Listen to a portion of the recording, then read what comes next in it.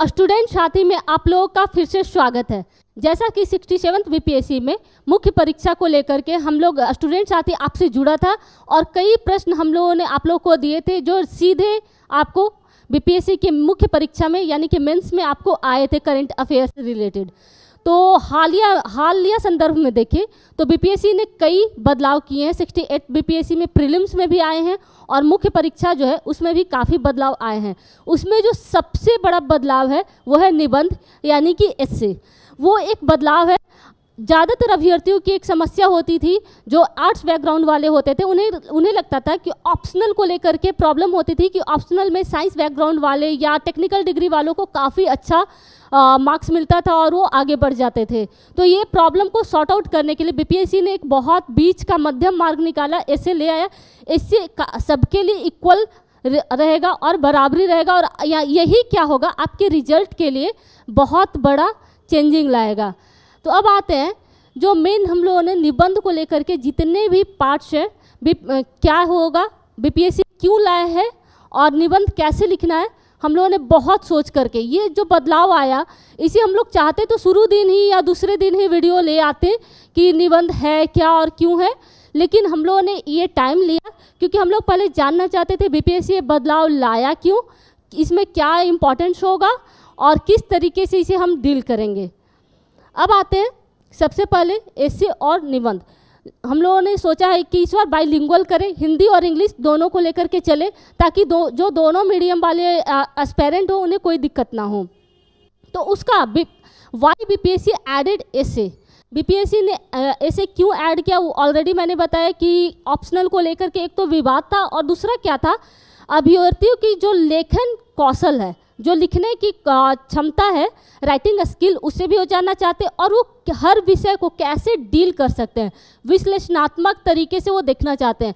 जैसे कि आप ऑप्शनल में देखते हैं कि कोई भी एस्पिरेंट रहता है एक सब्जेक्ट में क्या होता है उसको एक महारत हासिल होती है, बट इससे जब आएगा तो आपको निबंध लिखना होगा तो हर टॉपिक जैसे किसी भी टॉपिक पर दिया तो उसको सामाजिक, आर्थिक, वैज्ञानिक, पर्यावरणीय हर स्तर पे आपको लिखना होगा। हर स्तर पे लिखेंगे तभी आपका क्या होगा निबंध बहुत अच्छा होगा। तो आते हैं उद्देश्य जो है बीपीएससी क्यों लाया, क्योंकि वो सबको बराबरी में देखना चाह रहा था और दूसरा ये आपके पूरी ओवरऑल पर्सनालिटी को देखना चाहता है कि आप हैं क्या एग्जैक्टली। ऑप्शनल में बस आपका जीएस क्या होता है आपके नॉलेज को देखता है, एग्जैक्टली ओनली आपके नॉलेज को देखता है कि किस सब्जेक्ट में आपका क्या नॉलेज है, बट निबंध क्या करता है ओवरऑल आपको व्यापक तरीके से संपूर्ण जो व्यक्तित्व होता है उसका माप कर लेगा कि आप क्या है कि आपको बीपीएससी निकालने के बाद एक अधिकारी बनेंगे। अधिकारी में क्या होता है कि सबसे बड़ा इंपॉर्टेंट बात होता है उसका व्यक्तित्व और इससे के द्वारा वो आपके पूरे के पूरे व्यक्तित्व को वो माप लेगा। दूसरा है importance of essay in BPSC. BPSC में इसका क्या इम्पॉर्टेंस है आप सोच लीजिए, पेपर 1 और पेपर 2 दोनों में 8-8 प्रश्न आपको डील करने होते हैं और क्या होता है कि पेपर 1 का जो हिस्ट्री है आप बहुत लिख करके जा चुके होते हैं, करंट अफेयर रेगुलर 1.5-2 सालों का आपको पता होता है कि इनमें से ही आएगा, डीआई आप लोग बना सकते हैं। पेपर 2 में पॉलिटी होता है फर्स्ट सेक्शन, पॉलिटी में भी आप लोगों ने पूरे के पूरे पढ़ लिया होता है। सेक्शन जो बी होता है सेकंड सेक्शन होता है, इको ज्योग्राफी होता है, उसको भी आप अच्छे से कवर अप कर जाते हैं और साइंस एंड टेक भी। मतलब वो आपके रेगुलर प्रैक्टिस या रेगुलर आपकी सारे बुक्स में स्टडी मटेरियल को अगर प्रॉपर वे में फॉलो करें तो आप सभी के सभी एस्पिरेंट उसमें इक्वली ऑलमोस्ट इक्वली अगर सबने अच्छे से तैयारी की है तो अच्छा परफॉर्मेंस सबका रहेगा। बट इससे क्या होता है निबंध में क्या होता है कि किसी को नहीं पता होता है कि क्या आने वाला। जैसे कि बीपीएससी ने अभी जो हमारे आयोग के अध्यक्ष हैं अतुल प्रसाद जी ने एक नोटिस जारी किया था, उन्होंने एक छोटा सा प्रेस रिलीज किया था। वो बोल रहे थे कि ऐसे लाएंगे तो उसमें 3 सेक्शंस होंगे, 3 सेक्शन से आपको 3 प्रश्न बनाने हैं, यानी कि 3 प्रश्न बनाने और उन्होंने सिर्फ एक ही सेक्शन को बताया है। एक सेक्शन जो थर्ड सेक्शन होगा वो बिहार से रिलेटेड होगा, बाकी 2 सेक्शन के बारे में आपको पता भी नहीं है और यही आपको किसी का भी कौन टॉपर होगा या किसका रिजल्ट अलग होगा बाकियों से ऐसे ही निर्धारित करेगा। आप सोचिए कि उन्होंने सिर्फ एक सेक्शन के बारे में बताया कि जो थर्ड सेक्शन होगा वो बिहार से रिलेटेड होगा और उन्होंने सेकेंड बात जो सबसे इम्पॉर्टेंट बात किया वो कहा कि आपका जो निबंध होगा वो आपके जीएस का विस्तार नहीं है। यानी कि जो आप लोग सोच रहे हैं कि जीएस पढ़ते पढ़ते ही आप निबंध का कंप्लीट कर लीजिएगा, ये आप भूल में हैं। सबसे बड़ी बात है कि आप निबंध लिखने के लिए ऐसे तो लगेगा बहुत आसान है, लेकिन आप लिखने बैठिएगा तो 10-15 दिन आपको समझ में आ जाएगा कि आप कुछ लिख ही नहीं पा रहे हैं। यानी कि आज से ही आपको प्रैक्टिस काफ़ी कंपलसरी हो जाएगी। आप 68वीं बीपीएससी अगर मेंस लिखने वाले हैं तो अभी से प्रैक्टिस करेंगे तब जा करके मेंस से लिख पाएंगे, क्योंकि 12 मई को ही मेंस है। और 69वीं बीपीएससी के लिए भी आज ही से प्रैक्टिस करना होगा, क्योंकि जो निबंध होता है बहुत लंबा प्रोसीजर होता है। अगला जो सेक्शन है इसका, व्हाट इज एसे। एसे है क्या?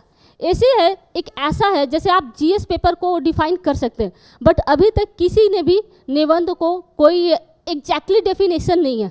लेकिन एसे के माध्यम से क्या होता है, जो आपके एग्जामिनर होंगे एग्जैक्टली आपको देख रहे होंगे, उसमें आप अपने आप को छुपा नहीं सकते हैं, मतलब कुछ तथ्य दे करके अपने आप को हाइड नहीं कर सकते हैं, एग्जैक्टली वो आपको जान सकते हैं। इसमें आपका कुछ भी रटा रटाया काम नहीं आएगा। ये आपकी सोच पूर्ण व्यक्तित्व को दिखाएगी, ये व्यापक रूप से आपको दिखाएगी।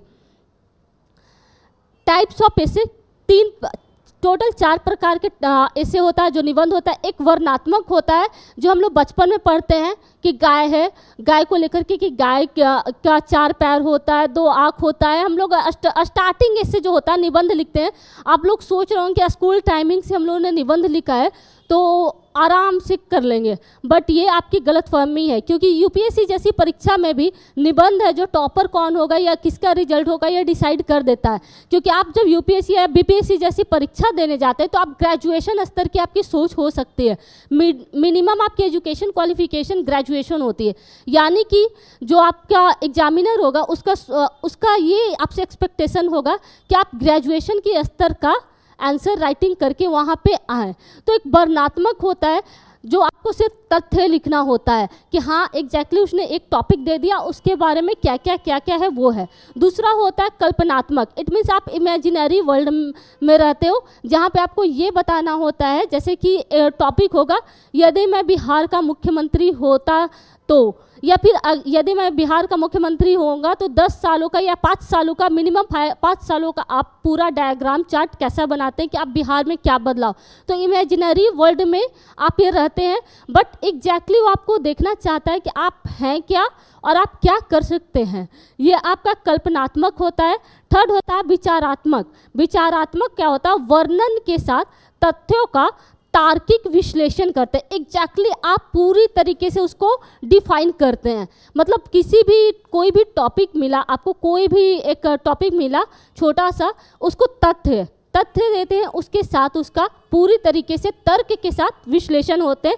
और जो इम्पॉर्टेंट 4th सेक्शन होता है अमूर्त होता है, जिसके बारे में आपको चिंतन या दार्शनिक या नैतिक शिक्षा से रिलेटेड ये होता है। ये सबसे ज़्यादा डिफिकल्ट सेक्शन होता है। इससे के बात में सबसे जो बहुत दिक्कत होने वाली है, इसमें आपको होने वाले 3 सेक्शन होंगे और तीनों सेक्शन एक दूसरे से मैच नहीं करते, तीनों का एक दूसरे से कोई लेना देना नहीं। एग्जामिनेशन में 3 घंटे में आपको 3 प्रश्न डील करने हैं। मिनिमम 800 वर्ड आपको, वैसे तो वर्ड का आपको कहीं भी लिमिटेशन नहीं दिया गया है, लेकिन मिनिमम 800 वर्ड आपको लिखने ही होंगे, तभी आप एक अच्छा निबंध बीपीएससी में स्कोर कर सकते हैं। तो आपको सोचिए कि 3 घंटे में 3 तरह का सोच लाना होगा। एक बिहार के लेवल पे लाना होगा, हो सकता है कि एक दर्शन हो, दूसरा सामाजिक आर्थिक पर्यावरणीय मुद्दे हो, इस तरीके का हो सकता है, क्योंकि उन्होंने बोला कि जीएस का ये विस्तार नहीं है, यानी कि एकीकृत होगा। बीपीएससी ने क्लियर कर दिया है कि जीएस का विस्तार नहीं है, यानी कि वो सारा ओवरऑल एकीकृत उन्होंने लाया है। ये आपकी पूरी सोच को देख रहा। How to write an essay, कैसे लिखना है। सबसे पहले आप जब एग्जामिनेशन सेंटर में जाएंगे आपको क्वेश्चन मिलेगा, तो आप क्वेश्चन का तीनों सेक्शन देख लीजिएगा। तीनों सेक्शन में जो क्वेश्चन आपको आसानी, जनरली कई स्टूडेंट एस्पिरेंट होते हैं जो यूपीएससी और यूपी पीसीएस, ऐसा इसलिए बता रही हूँ क्योंकि ऐसा नहीं कि निबंध पीसीएस में पहली बार आया है, यूपीएससी पहले से पूछता आ रहा है और यूपी पीसीएस भी पहले से पूछता आ रहा है। तो हम लोगों ने सारा का सारा रिसर्च किया, स्टूडेंट साथी ने पूरी तरीके से रिसर्च किया कि बच्चे कैसे लिखते हैं और किस तरीके के लोगों का रिजल्ट आता है।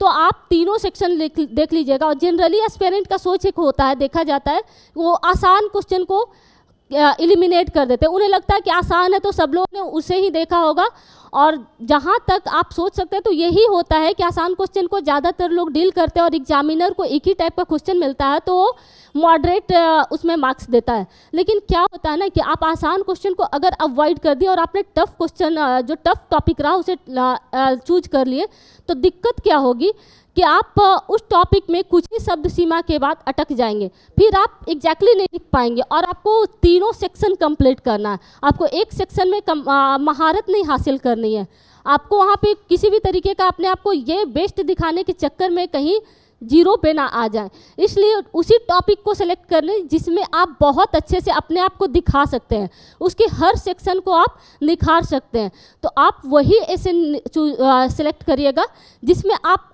अच्छे से परफॉर्म कर पाएँ। ये नहीं कि आपने बस सेलेक्ट कर लिया और बीच में जा कर के अटक गए। इसमें दूसरा जो होगा इम्पॉर्टेंट,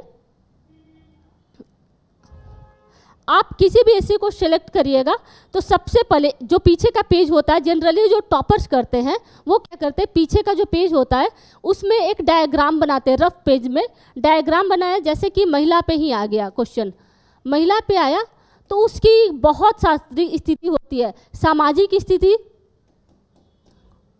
सोशल, आर्थिक, राजनीतिक, अलग अलग तरह की स्थिति होती है। पाक्षिक और सामाजिक होती है, आर्थिक होती है, राजनीतिक होती है, मानवीय स्थिति होती है, उसकी सांस्कृतिक स्थिति होती है। 4 से 5 सेक्शन में डाल दीजिएगा तो आपके पास शब्द ही शब्द होंगे, बोरियत नहीं होगी। जो आपका एग्जामिनर होगा ना वो आपकी, अगर आपने एक ही चीज़ को रिपीट किया तो क्या हो जाएगा, बोर हो जाएगा। आप बार बार यहाँ पे ही मैं ही एक ही बात को बार बार रिपीट करूँ तो आप लोग वीडियो को क्विट करके आगे नहीं बढ़िएगा। इसीलिए एग्जामिनर को क्या होता है ना कि आपको एग्जामिनर को इम्प्रेस करना है, वहाँ पे 800 शब्दों तक उसको बांधे रहना है या 1000 शब्द तक आपको उसे बांधे रहना है। अपने आप में प्रवाह होना चाहिए आपके निबंध में। ये नहीं कि एक ही चीज़ आप, अगर आपका कोई ऑप्शनल, जैसे ज्योग्राफी ऑप्शनल वाले होंगे तो उसके पर्यावरणीय स्थिति को बहुत ज़्यादा लिखेंगे। शुरू में तो हो सकता है कि एग्जामिनर आपसे इम्प्रेस हो जाए और सोचे कि अच्छा, बहुत अच्छा इसकी जानकारी है, लेकिन धीरे धीरे उसके लिए बोरियत हो सकती है, बोर हो सकता है, और उस दिन हो सकता है कि एग्जामिनर का मूड अच्छा नहीं हो तो आपको कम मार्क्स भी मिल सकता है। इसलिए उसे जोड़े रहना, जो चेक करने वाले हैं आपके कुछ कॉपी को वो देखे, और उसका मूड भी नहीं हो तो भी अगले चीज़ को वो देखे। तो सबसे पहले रूपरेखा तैयार करिए। जो निबंध से रिलेटेड मुख्य बिंदु है उसको आप डायग्राम में एक चार्ट बनाइए कि क्या क्या हो सकता है। जैसे सामाजिक स्थिति लिखे, सामाजिक में महिला की क्या स्थिति है, पितृसत्तात्मक, बस एक पितृसत्तात्मक में ही अटक के नहीं रह जाइए क्योंकि एक छोटा सा बात है क्योंकि ये आपके लिए बहुत बड़ा बात हो सकता है, लेकिन जब आप आयोग के दृष्टिकोण से देखें तो आपकी बृहद सोच को देखना चाहता है, तो आपको व्यापक स्तर पे देखना चाह रहा है। तो हर एक एस्पेक्ट को देखिए कि कहाँ कहाँ महिलाओं के साथ गलत हो रहा है या कहाँ का अच्छा स्तर भी है। ऐसा नहीं है कि सब जगह महिलाओं की स्थिति खराबी, अगर खराब रहती तो आज के टाइम में महिलाओं का जो विकास हुआ है, जो देख रहे हैं कि लिंगानुपात देश में या बिहार में भी बहुत बदलाव हुआ है, बढ़ा है। ये प्रश्न आपको बीपीएससी प्रीलिम्स में था लिंगानुपात से रिलेटेड, तो ये नहीं आता। तो जो बदलाव हुआ है उसे भी एक्सेप्ट करिए। आर्थिक स्थिति देखिए कि क्या है महिलाओं की। जैसे क्या होता है कि जॉब में डिस्क्रिमिनेशन होता है, बहुत सारे निजी जो क्षेत्र होते हैं वहाँ महिलाओं को कम सैलरी में रखा जाता है। तो एक फिर मानवीय आधार पर देखिए उनकी, और ज़रूरत से ज़्यादा निगेटिविटी भी मत देखिए। राजनीतिक रूप से देखिए, राजनीतिक आज के टाइम में जैसे निर्मला सीतारमण एक हमारे वित्त मंत्री हैं, तो इतना बड़ा देश का डिसीजन हो रहा है, निर्मला सीतारमण जैसी महिला ले रही हैं, स्मृति ईरानी है, या बिहार में भी महिलाओं ने, पुष्पम प्रिया है, बहुत ठीक है वो इलेक्शन नहीं जीत पाई बट उनका एक बहुत अच्छा इलेक्शन में एक रहा। तो इस तरह का उदाहरण दीजिए। सिर्फ आप तथ्य मत लिखिए, तथ्य के साथ उदाहरण भी लिखिए जो उसको, उस बात को जस्टिफाई करे। आप उसको करेंट से भी जोड़ सकते हैं, इतिहास से भी जोड़ सकते हैं। तो सांस्कृतिक भी हो सकता है, वैज्ञानिक दृष्टिकोण भी हो सकता है, जैसे कि महिलाओं की जो मेंस्ट्रुएशन होती है उससे भी आप लिख सकते हैं कि वो भी एक चुनौती है, कैसे स्वच्छता के कारण कैसे उनकी जो माहवारी होती है उसके कारण कई जगह मौत भी हो जाती है ड्यूरिंग डिलीवरी, जो बच्चों का जन्म देने के कारण। तो ये सारी बात है, आपसे एक्सपेक्ट करता है कि आप हर स्तर पे उस चीज़ को देखें, उसका जो मेन डायमेंशन है इंपॉर्टेंट है, जो बहुआयामी आपकी अप्रोच देखना चाहता है, उसके पॉलिटिकल को देखिए, उसकी क्या स्थिति है, हर चीज़ को देखिए। अब ऐसा हो सकता है कि पर्यावरण से रिलेटेड क्वेश्चन दे दिया, तो आप सिर्फ पर्यावरण का भौगोलिक ही नहीं लिख सकते हैं, आप उसका सामाजिक भी स्तर लिख सकते हैं, जैसे वो समाज पे क्या प्रभाव देता है। पर्यावरण जैसे आप पहाड़ी क्षेत्रों पे कम जनसंख्या रहता है, मैदानी क्षेत्रों पे बहुत जनसंख्या रहता है, तो क्यों रहता है, उसका सामाजिक प्रभाव क्या होता है, हर चीज़ को लिखिए। जैसे कहीं देखते होंगे कि अरब के देशों में महिलाएं पूरी तरीके से या पुरुष भी पूरे शरीर को ढके रहते हैं, तो गर्मी के आधार पे वो वहाँ जिस तरह का गर्मी होता है उस तरीके का ड्रेसअप होते हैं, तो उनका धर्म पर वो प्रभाव पड़ा, समाज पर प्रभाव पड़ा। हमारे यहाँ अलग है, पश्चिमी देशों में मौसम के अनुसार वो छोटे कपड़े पहनते हैं। तो ये चीज़ें पर्यावरण किस देश के समाज पर, किस देश के वेशभूषा पर, किस देश के खान पान पर हर स्तर पे देता है। वैज्ञानिक दृष्टिकोण हो सकता है, उसका ऐतिहासिक दृष्टिकोण कि कब क्या था, कब कार्बोनिफेरस युग में क्या था पर्यावरण, पहले क्या था, सब हर स्थिति को जांचिए और तथ्य दीजिए, लेकिन तथ्यों के साथ विथ एग्जाम्पल, क्योंकि आपको वहाँ प्रूफ करना है खुद को। एक और जो इम्पॉर्टेंट पॉइंट है, आपको जो भी लिखना है सुनियोजित तरीके से लिखना है। ये नहीं कि कहीं भी कुछ भी फैक्ट को लिख दीजिए, यहाँ पे सामाजिक लिख रहे हैं तो यहाँ पे धार्मिक जोड़ दिए, आर्थिक जोड़ दिए, कहीं पर भी कुछ भी नहीं। ऐसा ना हो कि एग्जामिनर पागल हो जाए देखते टाइम कि यहाँ पर ये कहानी है, यहाँ पर ये कहानी। आपको एग्जैक्टली टू द पॉइंट एक एक डायग्राम बना करके आप दीजिए। आप लोग को जैसे टीना डाबी की जो यूपीएससी में 2016 की टॉपर रह चुकी हैं, उनका क्वेश्चन जब आप लोग कॉपी दिखाऊंगी लास्ट में आप लोगों को, किस तरीके से वो लिखती हैं, हर पॉइंट को वो पहले हाईलाइट कर देती हैं, उसके बारे में वो डिस्क्राइब करते हैं। तो वो तरीका आप अपना सकते हैं। और आगे आते हैं, अगला जो पॉइंट है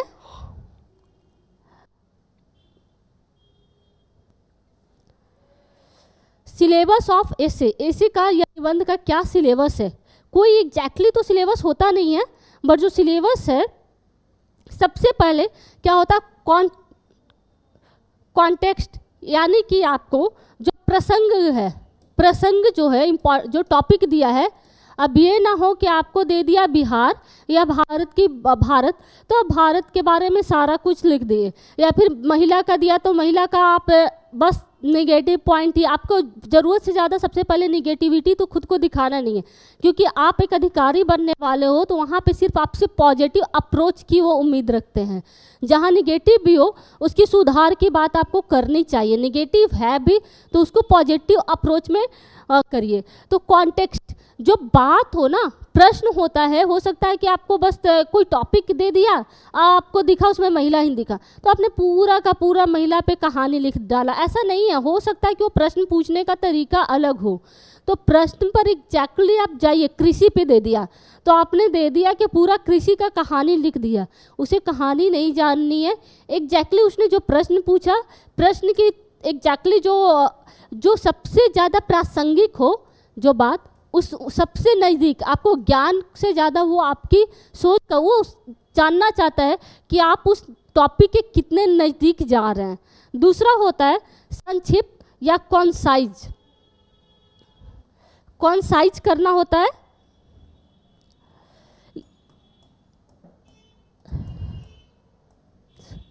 संक्षिप्त करना है।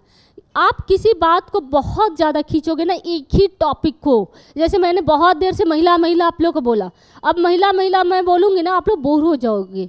तो किसी भी चीज़ को बोर नहीं करना है, टॉपिक को, जो भी टॉपिक आप उठाए उसे लिमिटेशन में लिखे, जो उसके रिलेटेड इम्पॉर्टेंट फैक्ट है उसे लिखे और उसको छोड़ दें, आप नए टॉपिक को लिखें।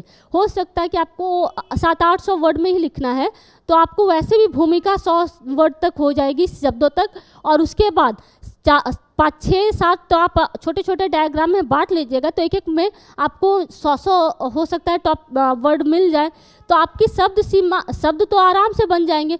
तो उन्हें संक्षिप्त में यानी कि छोटे में लिखने का कोशिश करें एक एक बात को। जो सवाल पूछा गया हो, अगला होता है जो सवाल पूछा गया हो बस उसे ही लिखें जो कोहेरेंट हो। ये नहीं कि इधर उधर, और एग्जैक्ट और इफेक्टिव हो, सटीक और प्रभावी हो, ना कि आपको कहानी लिखना है, वहाँ एग्जैक्टली टू द पॉइंट लिखना हो और जो किसी को भी प्रभाव। आपके साथ सबसे बड़ी चुनौती होती है जो आपकी कॉपी चेक कर रहा है उसे लगातार बांधे रहना है। तो बांधे रहने के लिए आपको एग्जैक्ट वहीं पे जाना है। आते हैं अगला जो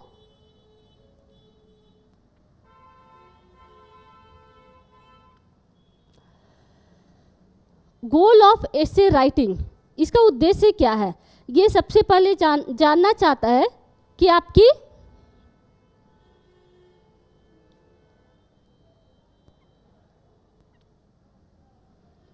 जानकारी कितनी है, कहीं आपकी सीमित ही जानकारी तो नहीं ना है। जैसे आप हो सकता है कि कोई भी टॉपिक आया, अब हो सकता है कि आप पॉलिटिकल साइंस के आपका ऑप्शनल हो या ग्रेजुएशन आपने किया हो, तो पूरी की पूरी आपने राजनीतिक ही सोच दिखा दी।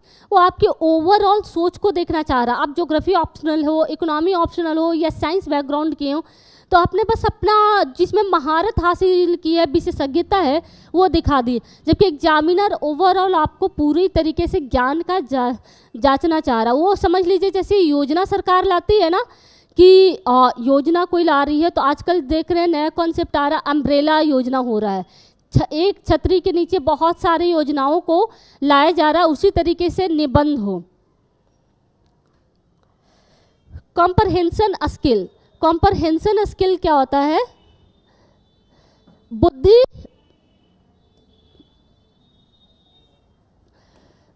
कौशल होता है। यह जानना चाहता है कि बात को आप सरल तरीके से कहें, यही नहीं कि आप कोशिश करें कि बहुत बड़े बड़े शब्दों का प्रयोग करें कि आप जैसे हो सकता है कि आपको आपका भाषा पे बहुत पकड़ हो, आपने बड़े बड़े शब्दों को ही चुनने में टाइम वेस्ट कर दिया और वो जुड़ाव नहीं महसूस कर रहा हो जो एग्जामिनर हो आपका। तो आप एग्जामिनर के पॉइंट ऑफ व्यू से देखिए कि कई बार होती है ना कि बातें अगर सरल तरीके से रखी जाए ना तो आपको जोड़ लेती है। तो कॉम्प्रहेंशन स्किल होनी चाहिए। और आपको फिल्टर ऑफ इंफॉर्मेशन, मार्केट में आपके पास इंफॉर्मेशन बहुत है, हर जगह पड़ा है। तो एस्पिरेंट्स क्या करते हैं ना जनरली कि जहाँ से आपको इंफॉर्मेशन मिला पुट कर रहे हैं। एग्जाम के लास्ट डे भी आपको इंफॉर्मेशन मिला तो आप उस इंफॉर्मेशन को चाहते हो कि पढ़ लो। किसी ने बोला कि अरे उस इंफॉर्मेशन को नहीं पढ़े, तो आप उस इंफॉर्मेशन को अंतिम दिन भी पढ़ लेते हो। तो आपको पता होना चाहिए कि कौन सा इंफॉर्मेशन को देना है, किसे नहीं देना है। तो आपको फिल्टरेशन करना होगा। मल्टी डायमेंशनल होना चाहिए, मैंने ऑलरेडी बताया कि आपको बहुआयामी होना चाहिए। तर्क दे, कोई भी तर्क देना है आपको, एप्लीकेशन ऑफ नॉलेज करना है, नॉलेज दिखाना है, लेकिन तर्क दे लेकिन विथ एग्जाम्पल दें। अब सबसे बड़ा बात है कि आपको टाइम मैनेजमेंट करना है। 3 क्वेश्चन होगा, तीनों को डील करना है। तो स्टार्टिंग के 15 मिनट्स आप क्या करिएगा, उसका रफ डायग्राम बना लीजिएगा। डायरेक्ट लिखना स्टार्ट नहीं करिएगा क्योंकि भूमिका और निष्कर्ष बहुत महत्व रखता है। तो बीच का पॉइंट तो प्रवाह में आप लिख सकते हैं, लेकिन भूमिका और निष्कर्ष को भी प्रॉपर वे में लिख लीजिएगा और डायग्राम बना लीजिएगा। 15 मिनट उसको ले लीजिएगा और बाकी का 45 मिनट आप निबंध को लिखने में डाल दीजिएगा। 3 घंटे हैं, इट मीन्स एक टॉपिक को लिखने में आपको 45 मिनट सफिशिएंट है। आपकी राइटिंग स्किल अच्छी होनी चाहिए। कई लोगों को लगता है कि ये जो है इसमें आपका जो हैंड राइटिंग है वो मैटर करता है। हैंड राइटिंग सुंदर हो या खराब हो बहुत ज़्यादा मैटर नहीं करता है। सबसे ज़्यादा जो मैटर करता है वो है आपका स्पष्ट होना चाहिए, जो दिखे, एग्जामिनर को बस दिखना चाहिए। जो अच्छा निबंध होता है उसमें क्या क्या गुण होता है, इसमें ओरिजिनलिटी रहता है। जो आप लिखे आपका किसी और का कॉपी पेस्ट आपने नहीं कर डाला, वो आपकी सोच दिखाता है। एनालाइज हो, मतलब विश्लेषणात्मक हो, उसको आप विश्लेषण पूरी तरीके से करके जाएं। हर टॉपिक को पूरी तरीके से एनालाइज करें, व्याख्या करें, हर बात को एक्सप्लेनेशन करें और स्पेसिफिक और अपने आप में हर बात संपूर्णता ले रहे। ये नहीं कि किसी भी टॉपिक को पकड़े और आधा अधूरा करके छोड़ के चले जाएं। अब आते हैं निबंध लेखन कैसे करना है।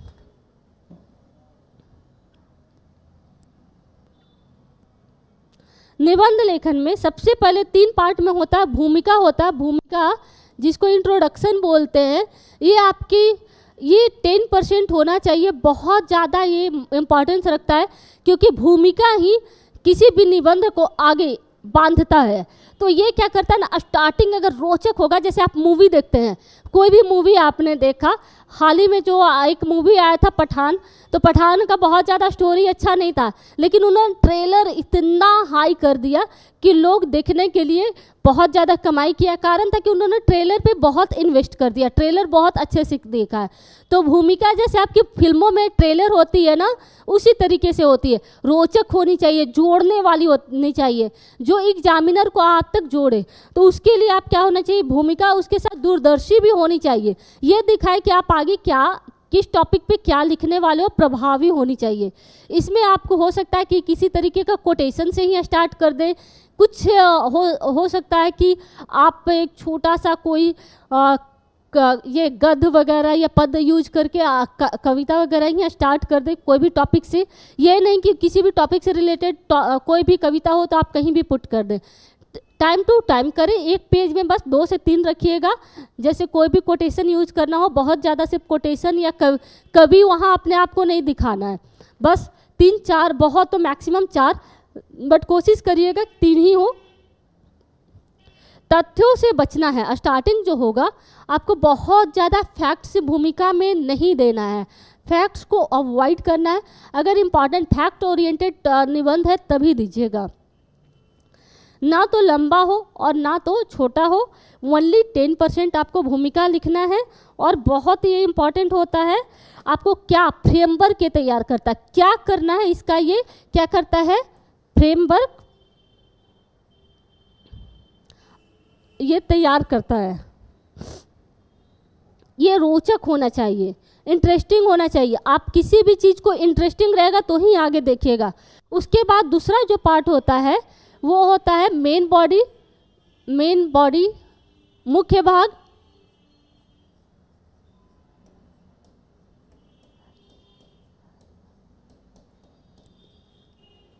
ये आपके निबंध का 75 to 80% होता है, 75 to 80% होता है। ये जनरली आपको धारा प्रवाह में तो लिखा जाता है, लेकिन आपने अगर इसका डायग्राम पहले से ही बना रखा है, अलग अलग डायमेंशन में बांध दिया है, तो ये क्या होता है कि आपका बहुत खूबसूरत हो जाता है। आपके साथ यहाँ पे चुनौती है कि इसको प्रवाह में रखना है ताकि आपका एग्जामिनर आपसे जुड़े। एक ही बात को आप 600-700 वर्ड में लिखिएगा तो बोर हो जाएगा। जैसे मैं स्टार्टिंग में मैंने जो कहा निबंध क्या है, अभी तक वही आपको समझाती रहती तो आप बोर होकर के आप हट जाते।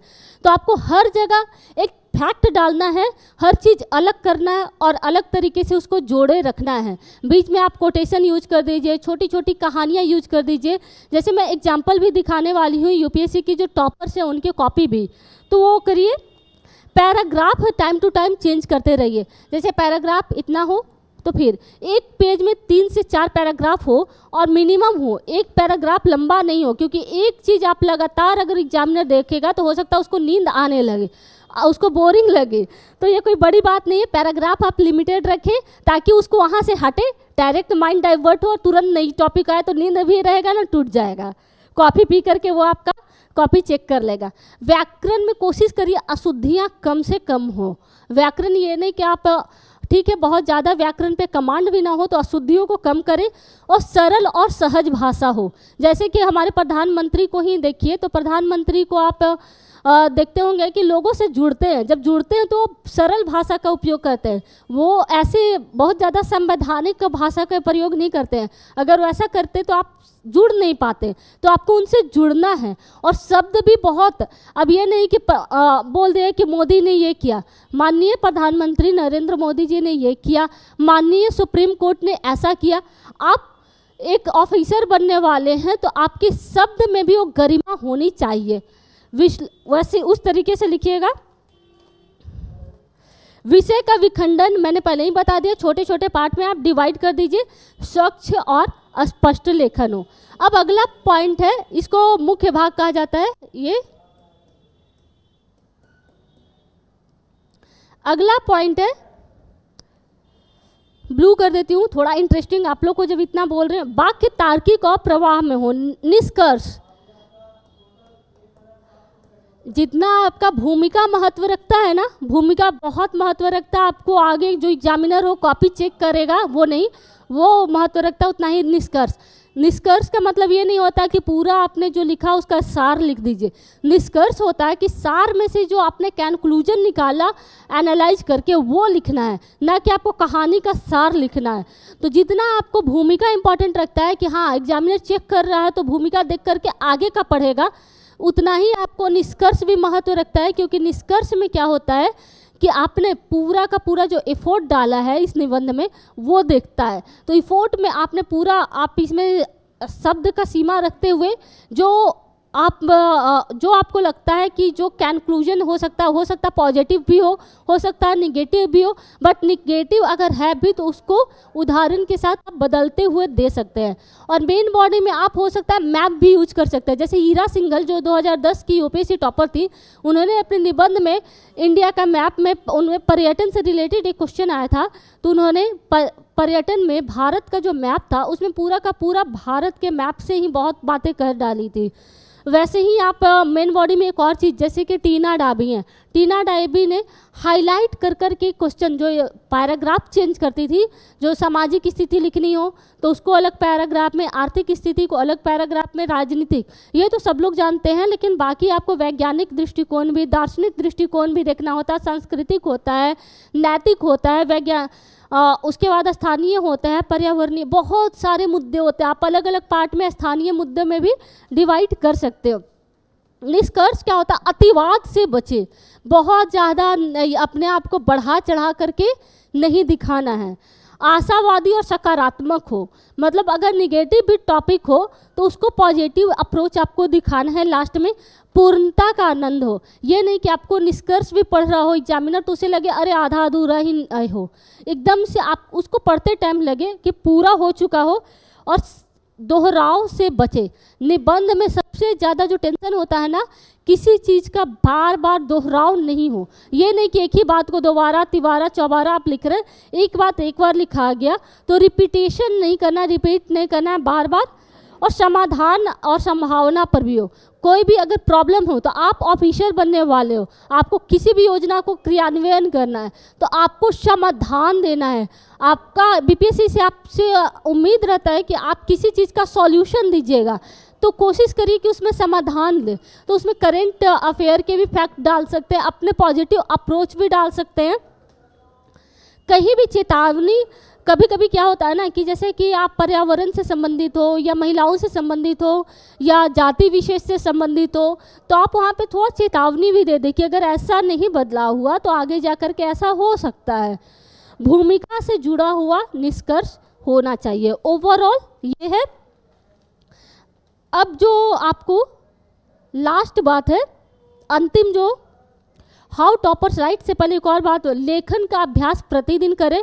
क्योंकि मैंने शुरू में ही बताया था कि जितना इजी आपने ले रखा है ना निबंध को, उतना इजी नहीं है।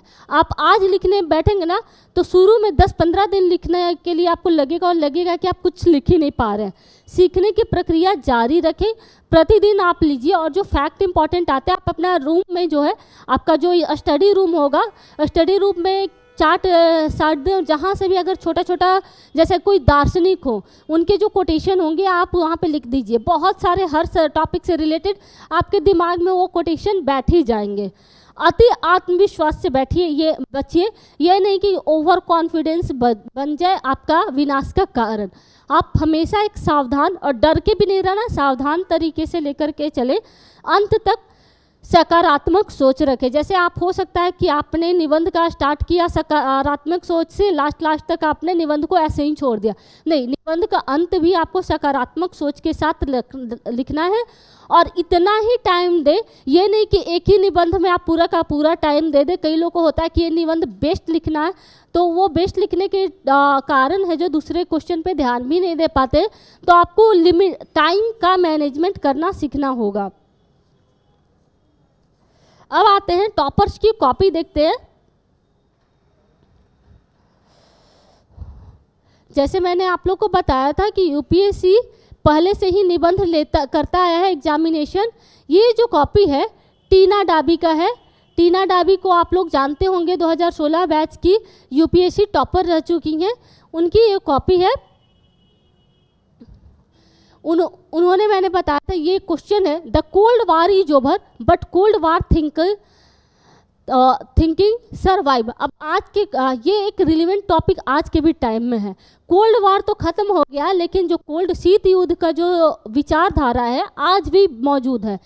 तो आज के दौरान भी देखिए जो रसिया यूक्रेन वार हो रहा है उसका कारण कहीं ना कहीं यही सोच है कि कोल्ड वार तो खत्म हो गया, लेकिन आज अगर ये विचारधारा जीवित नहीं रहती तो आज के कॉन्टेक्स्ट में ये क्वेश्चन आता है। तो आप नया भी एग्जाम्पल दे सकते हैं। बट टीना डाबी ने स्टार्ट किया था, Francis Fukuyama famously proclaimed after the disaggregation of USSR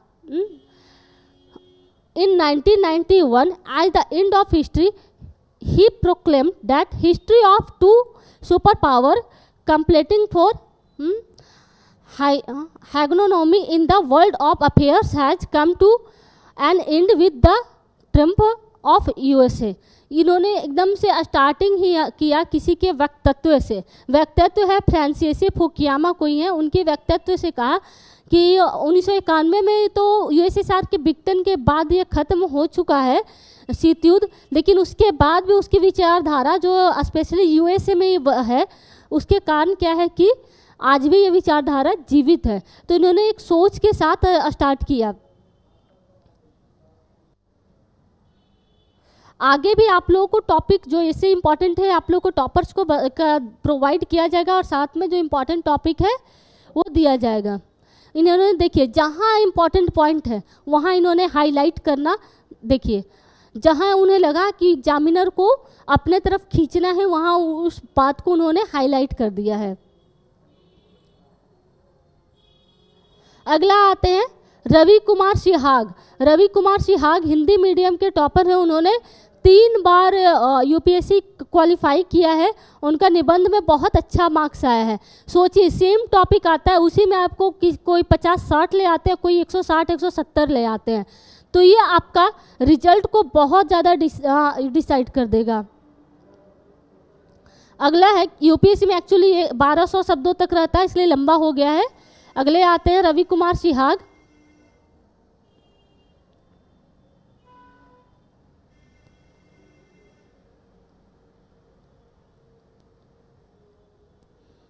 idea of unity in diversity की इन्होंने एक्चुअली लास्ट में इन्होंने ये डायग्राम बनवाया था जो मैं बोल रही थी कि टॉपर जनरली डायग्राम बनाते हैं हर छोटा छोटा बात का। इन्होंने डायग्राम बनाया था टीना डाबी ने। अब अगला रवि कुमार सिहाग का देख रहे हैं।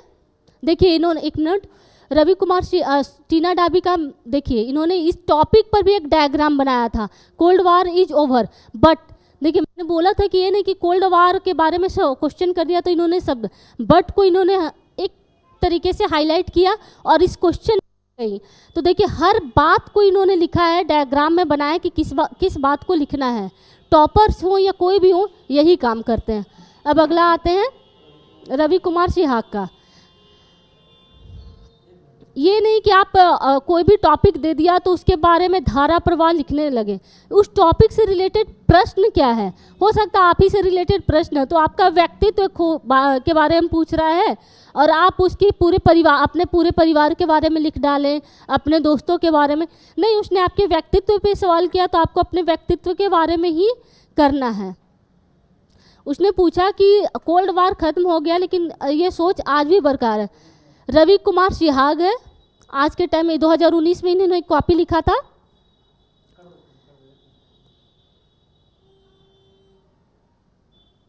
अत्यधिक असमानता आय की असमानता से ज़्यादा अवसरों की असमानता है। ये बहुत ही डिफरेंट टाइप का टॉपिक है कि अत्यधिक असमानता मतलब कह सकते कि सबसे ज़्यादा जो असमानता है वो क्या है, आय की असमानता है या अवसरों की असमानता है।